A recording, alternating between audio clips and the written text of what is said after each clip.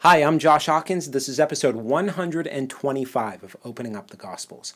In episode 124, I gave a summary of some of the important points that I've covered in Jesus' public ministry.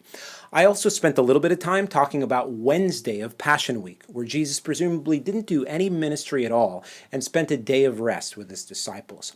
In the final episodes of this series, beginning with this one, we'll be looking at the events that the Gospels record more than any other, and that's the crucifixion of Jesus. Though we'll be looking at a lot of detail, we have to remember to turn all of it into meditation and dialogue with Jesus. Go back to the very beginning of this series and watch episodes 5 and 6 for more on what I mean when I say meditation. These events are so dramatic and their consequences are so far-reaching that we shouldn't just breeze over them and not take the time to really ponder and meditate. The drama of the last several days of Passion Week have captivated the hearts of Christians for over 2,000 years. And it's Messiah crucified, that's what confronts the Jew head on. Now, in looking at the events that lead up to Jesus' crucifixion, I'll endeavor to simply tell the story and not really dive too much into theology, though I will a little bit at some points. It can be confusing reading all four accounts in the Gospels, but I hope to bring them together for you in a way that causes you to marvel and to be humbled by what Jesus has done. So let's jump right in. If you recall from the past several episodes, Jesus has been spending his days in Jerusalem, withdrawing at night to the Mount of Olives on the eastern side of Jerusalem, and then to Bethany, the city of Mary and Martha, just a couple of miles away from Jerusalem. He was there for the third and final Passover feast of his 2-year ministry, and it was during this Passover feast where he would be crucified.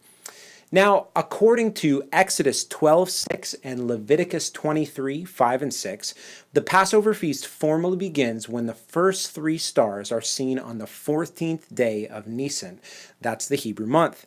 So this would be sundown on what we would call Wednesday evening, and what the Jews would have thought of as the beginning of Thursday. Jesus is presumably in Bethany again for the night, and it was the following morning when he tells his disciples to go to Jerusalem and begin preparing the Passover meal. Luke 22 says, "Then came the day of unleavened bread, on which the Passover lamb had to be sacrificed.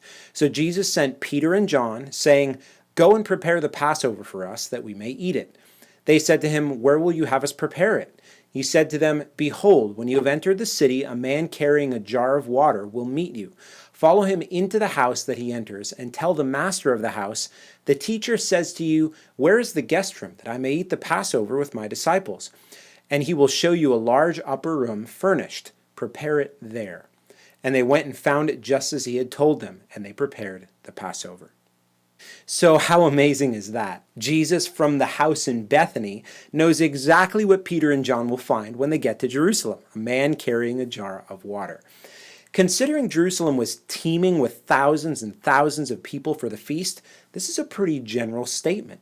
It's almost as if someone said to us today, "Yeah, go down the road and in the crowd you'll find someone wearing a hat. Follow him into his house."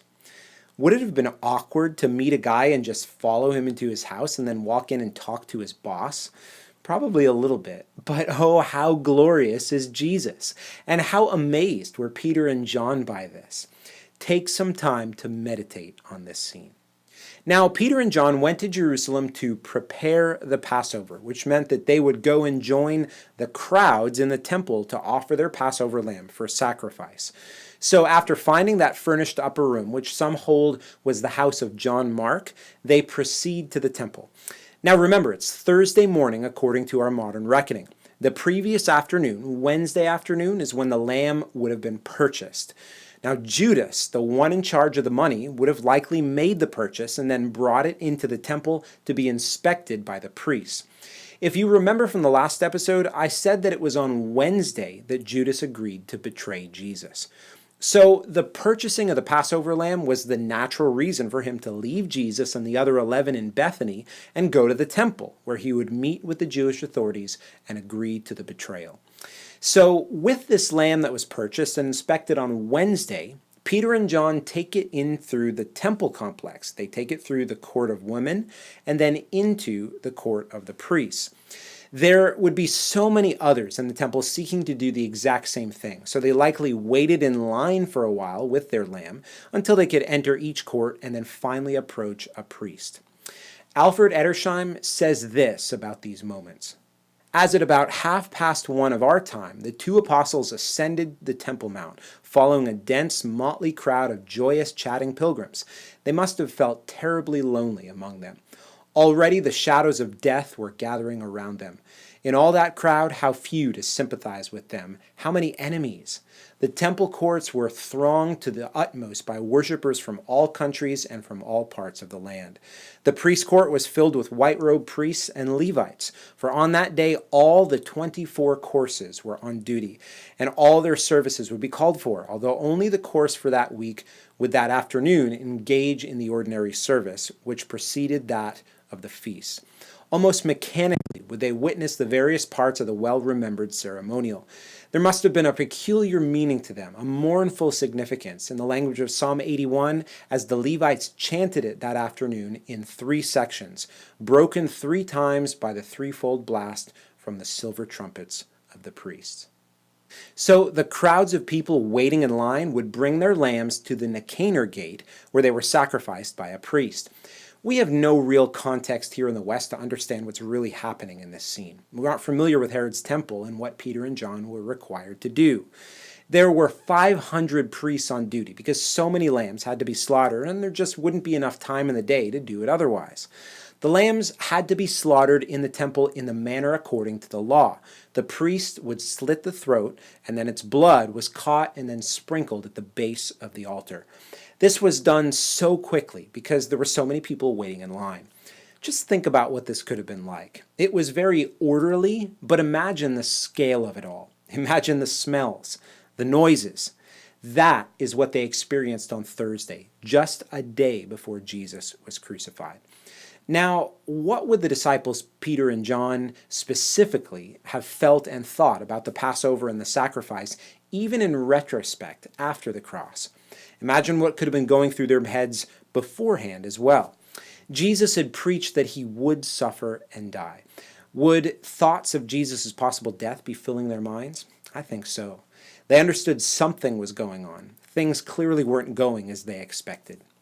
Again, take some time to meditate on this scene. Put yourself in there. Peter and John would now have to take the slain lamb, cook it, and prepare for the Passover feast in a few hours. There would have been many things for them to take care of, and so they likely stayed in Jerusalem until Jesus came into the city with the other 10. Mark 14:17 says, "And when it was evening, he came with the 12. Jesus sets out from Bethany that evening, and it would be his last time in the rest and the comfort of Mary and Martha's home. Edersheim, again, paints their approach into the city beautifully. Before them lay Jerusalem in her festive attire.